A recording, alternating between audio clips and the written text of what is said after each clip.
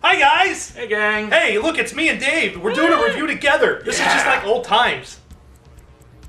Batman and Robin, the dynamic duo, back together again. Who's Robin? Shut up. Don't make me feel old. We are here in what we lovingly refer to as the Toy Crypt. Yeah, the Toy Crypt. Here at Dave Draper's lovely home. And we've got a great review for today. We're looking at since we're in the Small post. toy. Yeah, well, You small, know, I know that sometimes we like to focus on kind of the splashy things, but we thought we'd pick something kind of small and modest and... Yes. Yeah. And since it's post San Diego Comic-Con, it is. it's time to look at some of the great exclusives that came from San Diego Comic-Con. And the thing we're looking at today Good lord. is this monstrosity. We can't even get it in the frame. Good lord. It's the Super Helicarrier. It's a superhero character! Look at it, it's big. Look, it takes up the whole widescreen frame. Oh my god. It covers both of us. Jesus Christ, this thing's huge. Let's take a look. Now, the box for this thing, as we said, is immense. At just over 4 feet of cardboard to hold the 4-foot helicarrier, it really is amazing. This thing is immense. I mean, look at the size of this box. This thing's a full foot longer than the one that's currently in retail stores, which is pretty spectacular.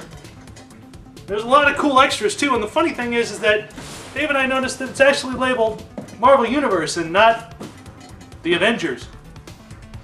So does that mean that for those of you completists, you have to have both, because you have to have the Avengers one and the Marvel Universe one? I get a feeling Dave is going to go that route. No, he's not. No, he's not. The helicarrier and all its enclosed figures and accessories are visible through the large window front, while the Marvel Universe logo and the SDCC 2012 exclusive sticker take up residence near the top corners. The back of the box features Captain America and Iron Man fighting the Masters of Evil. And if you put 2 and 2 together, you realize that the SDCC Marvel Universe 3-pack exclusive is included in the artwork. Look! Baron Zemo, Tiger Shark, and Radioactive Man. Taking the inner box out to release the helicarrier is a mess, because just by looking at the back you can see that it is heavily fortified into its cardboard prison with cardboard ties. A lot of cardboard ties. Cut the blue wire. The blue one, Dave! No, the blue one! They're all black! Oh. I'm gonna go over here. Alright, please. Once Dave's freed it from its prison, you find yourself with the helicarrier, 3 attachable feet, 2 front guns, instructions, and the 2 exclusive figures and a set of missiles.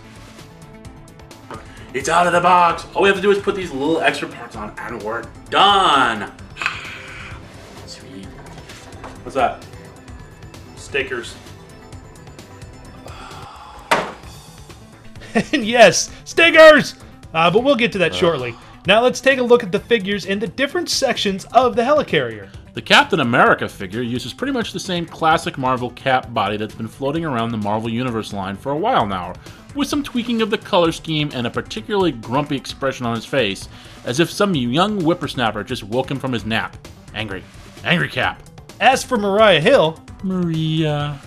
she shares the same sculpt as the Avengers Black Widow, which initially was meant for the Iron Man 2 line. You can tell because they have ankles. With a new head sculpt, her uniform's color scheme further establishes this set as being part of Marvel's comic universe, as opposed to the cinematic. Alright, let's look at the helicarrier itself. It has 3 sections, and each one is well sculpted. The front section has some great things built into it, such as the opening smaller doors, which is to store extra weapons, a larger door in the middle that opens to store the missiles so they don't get lost, and what the instructions call a trapdoor, that while looks to be hinged actually just pops off. And on this version, it features a special sticker designating this release as the San Diego Comic-Con 2012 exclusive.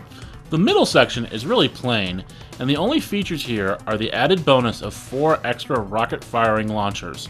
The back is where the play value comes in, as it features a rotating crane that unfortunately does not move up or down, just side to side. Ooh, and let's not forget about the control tower, which features a place to seat a figure, as well as a missile-firing cannon that can raise and lower, and 2 different opening hatches. The hatches, though, are very plain, and feature no extra sculpting or stickers inside of it, just plain plastic. A figure can stand inside the top hatch, while the front one, we aren't sure here. Does the figure stand? Sit? So we will just kind of shove Maria in there for now. Also, the carrier features 4 rotating turbine motors that spin with great ease. Look at it spin. Look! And to top off the action features on the back of the carrier is a figure launcher. Place a figure in the middle of the shield, and then by hitting the extended back section, the shield springs up, flipping the figure into the air. It's kind of fun. And my favorite part of the underside, and believe me, there isn't much to be happy with, but on the underside are stamps that say Stark Industries. A nice little addition. Okay, let's put these extra pieces on. The feet have 2 plugs on them that, with just a little pressure, pop into the corresponding holes under each section of the playset, which then allow it to stand on its own.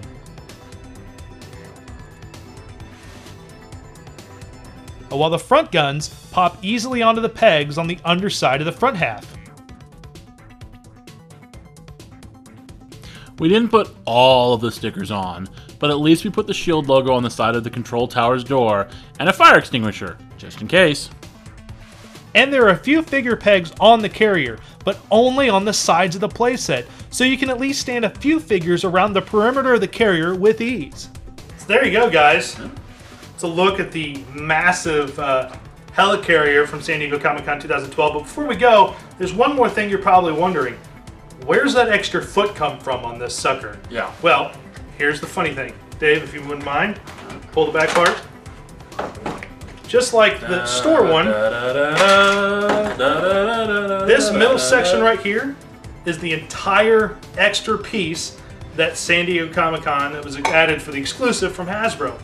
So this little middle section comes out, and if you put the 2 sections back together, like so, this is actually the retail release of the Avengers Helicarrier, which is kind of cool. And it's kind of neat that you can display it both ways. If you don't have the room, you can take the extra section out and display it this way, or you can display it as this ginormous helicarrier that it is.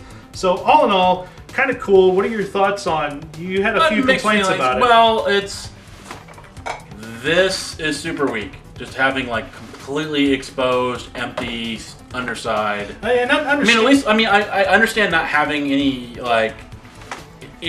play areas. Right. Whee! Also, super awesome construction. But I understand not having any real play areas besides sort of the cockpit, sort of. Yeah, well. The big empty room. Yeah. I understand that, but like have a bottom on it, so it's not just like cheap exposed. Because I was thinking about hanging this from like the ceiling, but I'd have to hang it at an angle, so it looks good. Yeah. I think that's the worst thing, is that because they tried to keep costs down on the retail version of this, there's no underside, there's nothing sculpted, there's nothing added on. Yeah. You know, I understand that the Marvel departments and Star Wars departments are completely, utterly different departments when it comes to Hasbro.